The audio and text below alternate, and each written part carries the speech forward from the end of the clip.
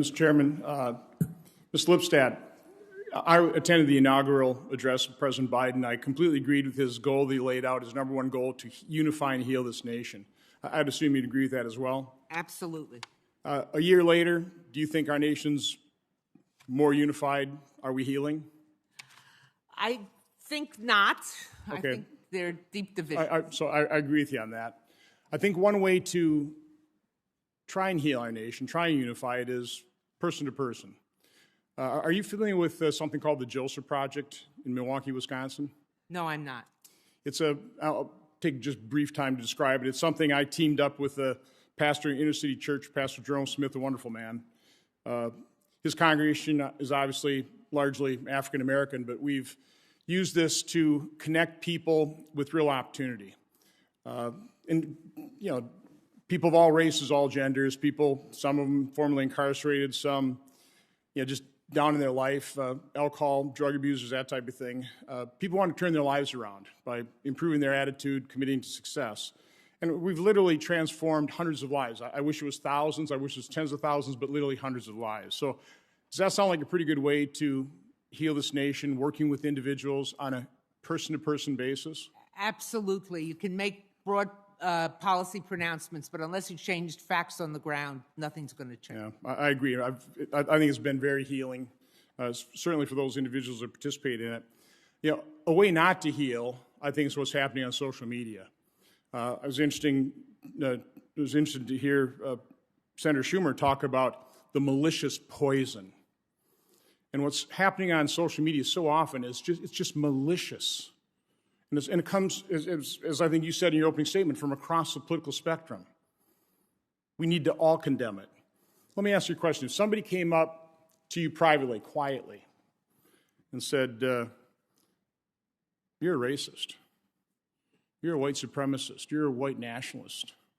By the way, I do not believe you are. I would never assume that, because certainly growing up, when I was being taught the commandment that says, do not bear false witness, my Lutheran catechism says, always put the best construction on things. In other words, always assume the best about people, not the worst. So, how would you feel if somebody just privately called you a racist?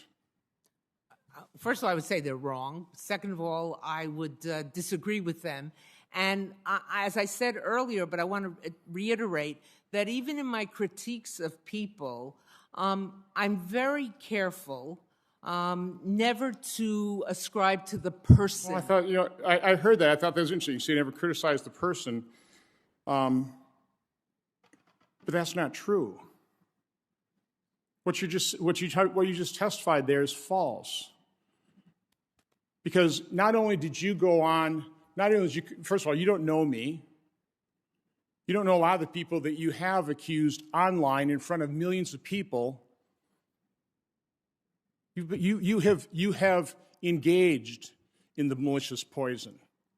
You've accused people you don't know of very vile things. I mean, wouldn't you agree that probably calling somebody a racist is just under murderer and rapist? Calling somebody a racist?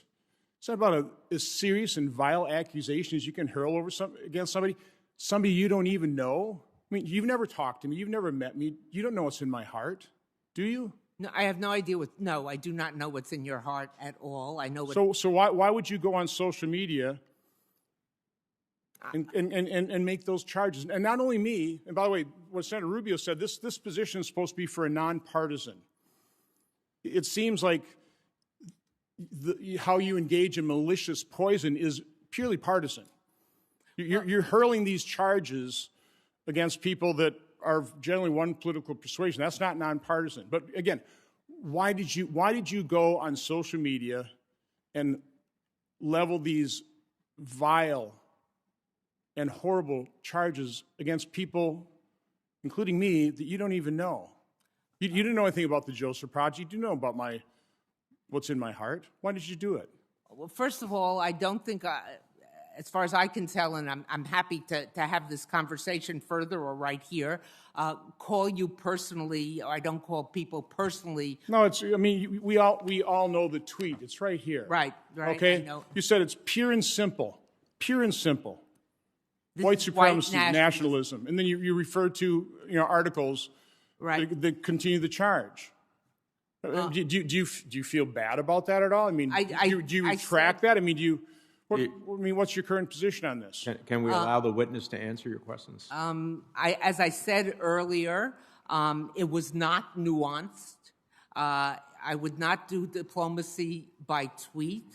While I may disagree with what you said specifically, and I think that's a legitimate difference, I certainly did not mean it, and I'm sorry if it was taken, and I'm sorry if I made it in a way that it could be assumed to be a political at the person personally. Well, listen, I appreciate your apology, and I'll accept your apology. It's more than, for example, what the chairman of this committee has done, and other members who've also, callously and cavalierly hurled those same charges that I would consider are malicious poison to our body politic today. But again, appreciate the apology, but I think somebody that has had a 30-year professional career ought to know better.